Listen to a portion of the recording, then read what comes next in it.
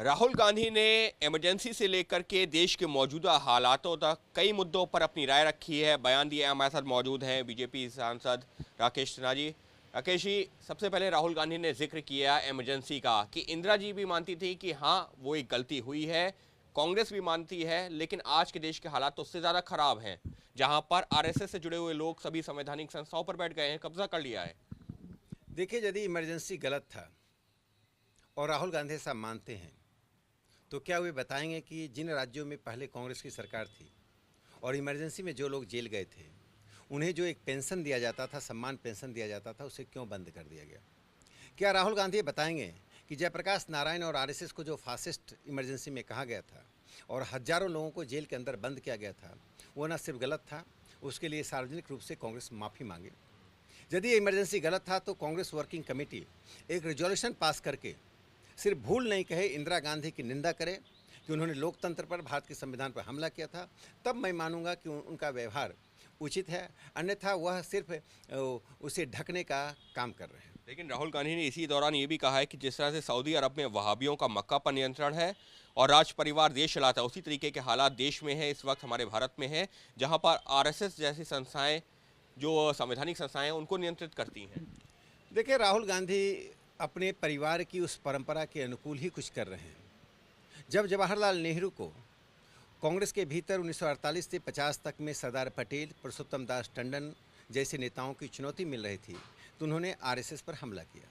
जब इंदिरा गांधी को कांग्रेस के भीतर और बाहर में लोकप्रियता घट रही थी तब उन्होंने आपातकाल लगाया और सीधे आरएसएस को निशान बनाया। वही काम राहुल गांधी आज कर रहे हैं। लेकिन राहुल गांधी यदि अज्ञानता से यह काम करते तो मैं उनको माफ़ कर देता। वे जिस प्रकार से आरएसएस की तुलना सऊदी अरबिया की बहावी से कर रहे हैं, इससे न सिर्फ हिंदू समाज और भारतीय राष्ट्रवाद का अपमान कर रहे हैं, बल्कि देश दुनिया में एक गलत संदेश दे रहे हैं, जिससे भारत की छवि, हिंदू समाज और हिंदू संगठनों की छवि पर बड़ा प्रश्न उठ रहा है। सिर्फ इतना ही नहीं, पाकिस्तान के जो मदरसे हैं उनसे भी तुलना की है कि जिस तरह से पाकिस्तान में मदरसों में गुमराह किया जाता है, वही काम आरएसएस देश में कर रही है। आखिर पैसा कहाँ से आता है आरएसएस के पास? किसी राष्ट्रीय नेता को यथार्थ से हटकर बयान नहीं देना चाहिए। जब देता है तो अपने ही पैर में कुल्हाड़ी मारता है। राहुल गांधी वही कर रहे हैं। वास्तव में कांग्रेस के भीतर 23 नेताओं ने जो सवाल खड़ा किया है, वो सवाल पहले के कांग्रेस के विभाजन से अलग है। यह सवाल कांग्रेस के विचार और कांग्रेस के संगठन से कहीं अधिक वंशवादी राजनीति की उपयोगिता और वैधानिकता से है। ये 23 नेता, जिसमें आनंद शर्मा और गुलाम नबी आज़ाद जैसे अनुभवी नेता हैं, वे मानकर चल रहे हैं और संदेश दे रहे हैं कि अब राहुल गांधी, सोनिया गांधी, प्रियंका गांधी की उपयोगिता कांग्रेस को बचाने में नहीं रह गई है। इससे ध्यान हटाने के लिए राहुल गांधी अपने परिवार के उस ट्राइड एंड टेस्टेड मेथड का उपयोग कर रहे हैं। मैं राहुल गांधी को बता देता हूँ कि सिर्फ राजस्थान में, जहाँ उनकी सरकार है, विद्या भारती के स्कूल में 4,500 मुस्लिम बच्चे पढ़ते हैं। विद्या भारती के स्कूल से ही झारखंड और असम में में प्रथम स्थान प्राप्त किया था। विद्या भारती के स्कूल में सैकड़ों मुस्लिम महिला और पुरुष टीचर, शिक्षक हैं। तो मुझे लगता है कि राहुल गांधी जो बयान कर रहे हैं वह ऐसा ही है, गाय की तुलना लोमड़ी से करना। वे पाकिस्तान की मदरसा को एक तरह से वैधानिकता दे रहे हैं, उसको सम्मान दे रहे हैं आरएसएस तुलना करके। देश दुनिया में इस देश की राजनीति, देश की सामाजिक, सांस्कृतिक और शैक्षणिक जो धारा है, उसके बारे में एक गलत संदेश प्रसारित कर रहे हैं, जो कि देश की अस्मिता को नुकसान पहुंचा रहा है। सर, इस सबके बीच में होस्नी मुबारक के चुनाव से भी का भी जिक्र किया राहुल गांधी ने कि पहले मुझे समझ में नहीं आता था कि आखिर 97% वोटों से वो कैसे जीतते हैं, लेकिन अब यहाँ के हालात, भारत के हालात देख करके समझ में आ रहा है, क्योंकि भारत में भी कुछ वैसा ही हो रहा है। देखिए, राहुल गांधी पहले कांग्रेस के नाव को संभाल लें। उस नाव में आज राहुल गांधी बता दें कौन लोग पतवार बन के उनके साथ खड़े हैं। आज मुझे लगता है कि इस परिवार के 3 लोगों के अलावा कोई चौथा व्यक्ति इनके साथ खड़ा नहीं है। यह परिवार आज राजनीतिक अस्तित्व के संकट से गुजर रहा है। वे कांग्रेस के भीतर ही अलोकप्रिय हो रहे हैं। उनके बयानों से कांग्रेस के नेता अपने आप को किनारा कर रहे हैं। पहली बार ऐसी स्थिति आ रही है कि नेहरू गांधी परिवार के किसी नेतृत्व के ऊपर कांग्रेस के भीतर ही सवाल उठ रहा है और यह महसूस किया जा रहा है वह उपयोगी नहीं, बोझ बन गया है। और इसी की अनुभूति के कारण राहुल गांधी आज एक ऐसे गलत बयानों और भ्रममूलक बयान दे रहे हैं जिससे लोगों का ध्यान हटे। राहुल गांधी को मैं बता दूं, इस देश में जो जनतंत्र मजबूत नरेंद्र मोदी जी के आने के बाद हुआ है वह 1950 से आज तक नहीं था।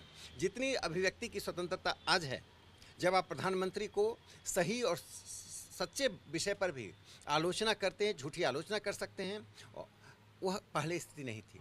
तो राहुल गांधी पहले झांके। जो लोग शीशे के घर में रहते हैं वो दूसरों पर पत्थर नहीं फेंकते हैं। राहुल यहीं नहीं रुके, उन्होंने तो अपने पिता के हत्यारे प्रभाकरण को लेकर कहा कि प्रभाकरण की मौत पर मुझे और प्रियंका को भी दुख हुआ था, क्योंकि मुझे याद आया कि प्रभाकरण भी किसी का पिता होगा, उसके भी बच्चे होंगे। इस तरीके की बातें भी कही हैं, यानी कि प्रभाकरण की मौत पर दुख हुआ था राहुल और प्रियंका को। ये बात राहुल ने कही। तब तो राहुल गांधी को गोडसे को फांसी देने पर भी दुख हुआ होगा, वह भी किसी का भाई और किसी का बेटा था। इस तरह के अनावश्यक और मानसिक रूप से दिवालियापन बयान से देश की जनता में उनका सम्मान नहीं बढ़ता है।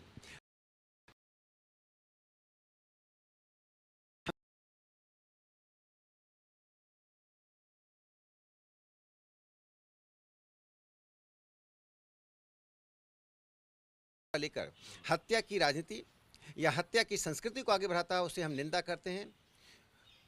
रावण की प्रशंसा नहीं की जा सकती है। रावण का जो कुकृत्य था उसकी विद्वता के बाद भी उसकी प्रशंसा नहीं होती है। तो हम प्रभाकरण, गोडसे और सतवंत सिंह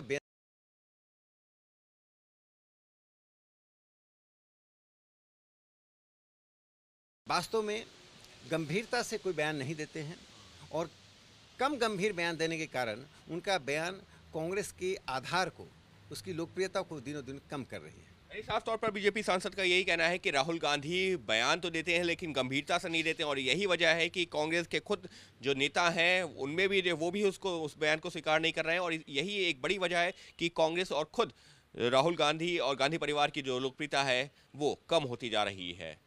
कैमरा पर्सन अरविंद के साथ अंकित गुप्ता, एबीपी न्यूज़, दिल्ली।